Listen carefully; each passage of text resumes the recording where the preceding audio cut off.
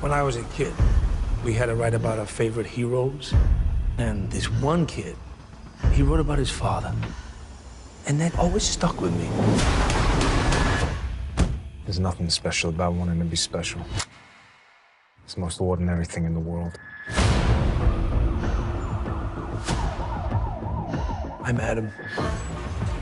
Did 13 years time. Today's my last day. Got a new place. Got a new job. But the really big news, I met my son. I'm sorry I wasn't there for you. You recognize him? He used to run these streets.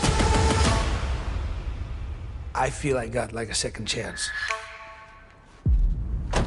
Yo, let me get some of that. Fuck it. I know I got a second chance. Go take care of him. Show him who's boss. I can't keep running. So you really want to do this? Yeah. 5 pounds of trigger pressure. So your aim, never off. I can't change what I did. I know who I am. I know who I can be. And I know I can still do something good.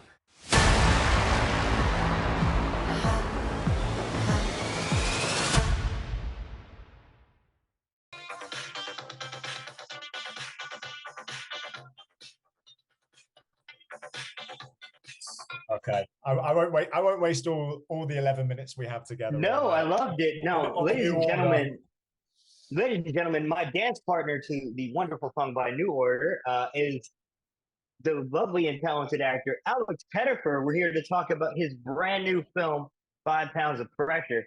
Alex, say hello. Thank you. How are you, my friend?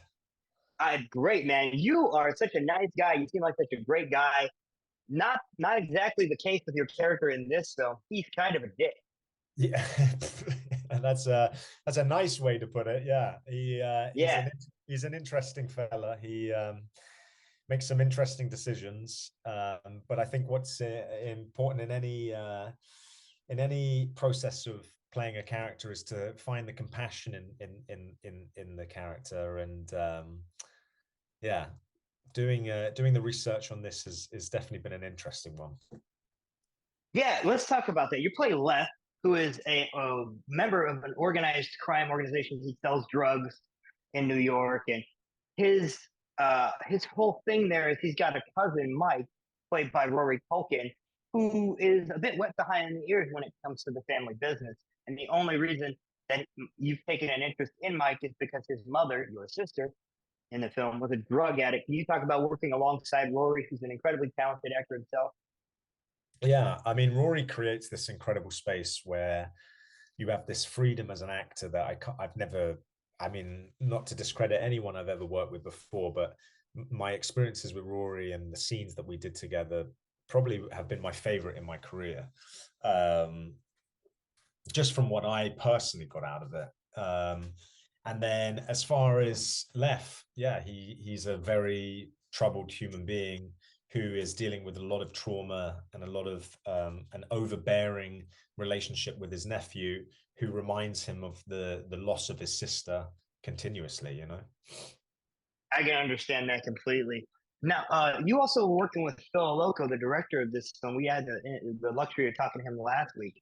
Can you talk about his process and how you got onto the project? Yeah, the script was sent to my company, Dark Dreams Entertainment. Right there. And there's a hat. Yeah, I'll get you a hat. Actually, next time we do our little dance, I'll make sure that you've got the hat sent to you prior. And then yeah, we were sent the script just to come on board as a company to kind of help out in some ways. And then the dialogue of me playing Left began. And I mean, I never ever put myself in a position that I'm wanting to be a part of the films that I am helping out as a company, but this opportunity was too good to miss. So thankfully, Phil allowed me to play left. I love that. Can you talk about working with him and his approach to this film?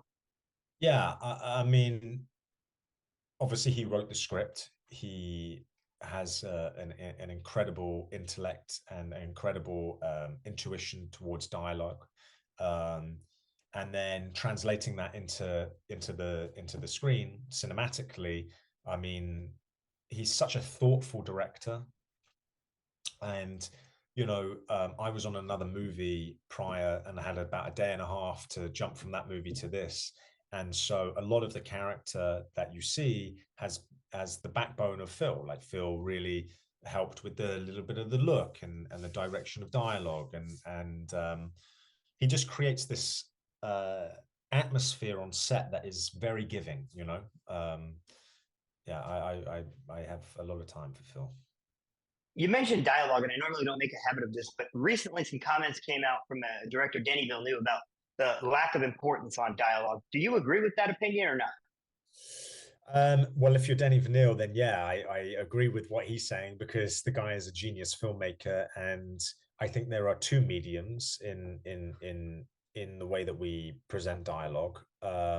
I agree to some extent that when you are watching television and you are following a long form format, that dialogue is important, but it depends on what film that you're making. I mean, look at Aaron Sorkin. Aaron Sorkin's films like Facebook, and the rhythm and poetry throughout that film is I mean, it's an art form in itself.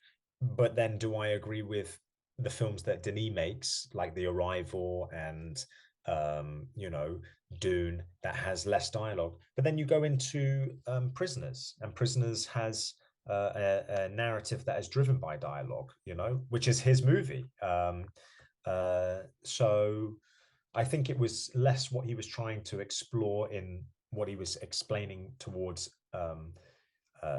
how narrative is told is, for him, as he's progressed as probably one of our greatest filmmakers, is more of a cinematic visual storytelling than a narrative that is dived more into exposition through dialogue. I like that answer. That's a great answer. So I'm going to ask you the two questions I ask every guest I have the luxury of coming across. First one's pretty easy. The second one is the most difficult question of the day. Okay? First one is easy. Who are some people that inspire you out? I love Viggo Mortensen. I love Vincent Cassel, Mads Mikkelsen. I love Stanley Kubrick. I love Alain Delon, Steve McQueen. Yeah.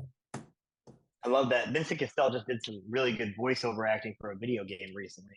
It was great. Oh, he did? Oh, amazing. Yeah, it was great. I love Vincent Cassel. That's a great thing. The second question is, if you could only have two films to watch for the rest of your life, what two would you pick and why? Clockwork Orange. It's one of my favorite films. Kubrick, and probably not the first choice of a Kubrick film, but that one for me, I can't explain. I think I'm a big believer in finding a deeper meaning of life through suffering. We all suffer. We can't have compassion towards others if we don't understand what suffering is. And the second film, it's a hard question. It's not. I think probably 1 and 2 Guy Ritchie Sherlock Holmes. Oh, okay, that's a great pick.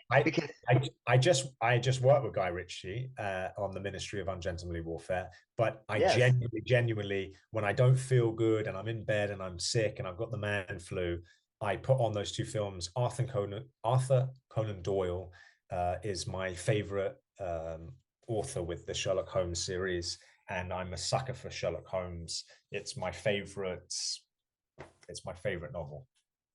I really think Downey does a great job too of personifying the character. So yeah, I like that pick, and I was going to ask you about that upcoming film you're working with Guy Ritchie. I can't wait to see that. That looks absolutely phenomenal. Going to be good work by you, obviously. Again, as you normally do, you're going to show up and play ball. I'm not going to lie to you. It's funny watching you here in this movie because if I didn't know you were English, I wouldn't have been able to tell that you were English. Yeah, I'm very English. And in Yes, ministry, the American accent is on par. and in ministry, I'm even more English. Yeah, I mean you're from Hertfordshire, so anybody from a place called Hertfordshire is definitely English for sure. It's Hertfordshire. You know I'm not going to get that right? Okay, Hertfordshire. Hertfordshire. There you go. Stevenage, Hertfordshire. Got it. You guys, it's not spelled that way. You do the same thing with like. I don't make the rules.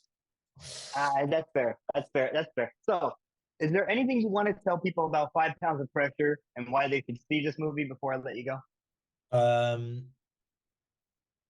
I think that we are drawn to films that make us feel something, you know, and I think that we are inundated with content that is continuously watching as kind of like a mechanism of wasting time, and then while we're on the phone as well. And I think there's few films now that we really have the pleasure, like a Saltburn, that culturally helps us talk about things. And I think 5 Pounds has this themes that run throughout that I think are great for topic of conversation and great entertainment. I like that, and I think it's great to see you out there, you know, living it up with your fellow British man, Luke Evans, and having a great time making this film. I say British because he's from Wales. Wales, yeah. He's not English. No. Yeah. It's great to see you in this movie. I love watching you in all your projects that you do. So when I had the opportunity to sit down and talk to you, I was very excited. Is there anything else you want to leave the audience with in general before I let you go? Maybe a place they can harass you online? I think for me, just it's all about the pink flamingos with the red Santa shoes. But apart from that, I have nothing more to say. It's the background, guys. Everybody mentions this background, and I love this background. I don't the background. Well, I mean, we're in March, but I feel like I'm closing in on December. So, oh no, this stays up year long. Anything for Christmas, I'm in. I love that, Alex. Thank you so much for your time today. We really appreciate having you on. Emma, it's always a pleasure being in your presence as well. You guys have a great rest of your day.